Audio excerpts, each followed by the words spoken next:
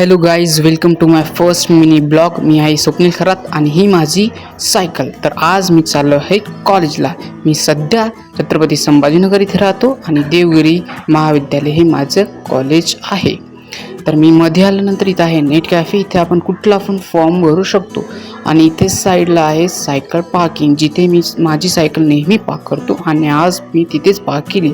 हे आहे ग्राउंड आणि हा स्ट्रेट रस्ता तो माझ्या डिपार्टमेंटकडे. तर मला लॅबमध्ये काम आहे. तर हा मी आणि ही बघा इथे आहे लॅब. मी उन्हाळ्यामध्ये लॅब उघडी राहते का नाही तेच बघायचं आहे. पण मी पाण्याचा झरझरा बघून मला खूप आश्चर्य झाले.